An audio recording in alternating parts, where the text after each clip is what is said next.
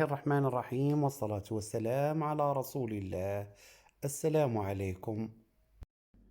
رفضت كل من الهند والبرازيل وجنوب إفريقيا طلب انضمام دولة الجزائر إلى مجموعة بريكس، وكانت الجزائر قد تقدمت بطلب رسمي للانضمام على مجموعة بريكس، وحسب ما أكدته المبعوثة الخاصة لوزارة الخارجية المكلفة بالشراكات الكبرى ليلى الزروقي، إن دولتان فقط تساندان انضمام الجزائر لهذه المجموعة.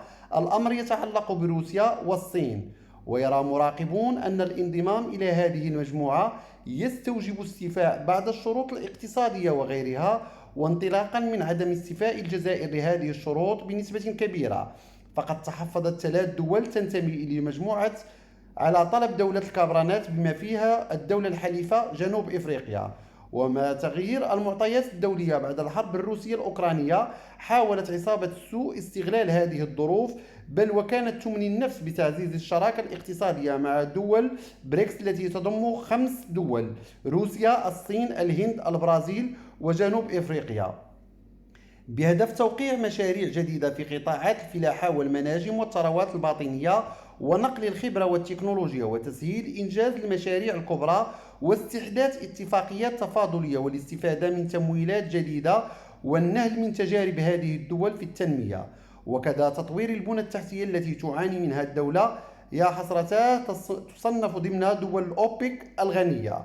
وفي ظل ما تعانيه الجزائر من أزمة اقتصادية مست مختلف القطاعات الاقتصادية، جعلت القوة الاقتصادية حديث مواقع التواصل الاجتماعي العالمية بسبب طوابير الحليب والسميد والزيت والبطاطس، والتي لا زال يعاني منها الشعب الجزائري المغلوب على أمره. فقد رحبت مجموعة بريكس بانضمام دول أخرى عبرت عن رغبتها بالانضمام إلى التكتل الصاعد الذي تم إنشاؤه عام 2007، وهي الأرجنتين والسعودية وأندونيسيا، فيما ينتظر أن تنضم تركيا ومصر لهذا التحالف.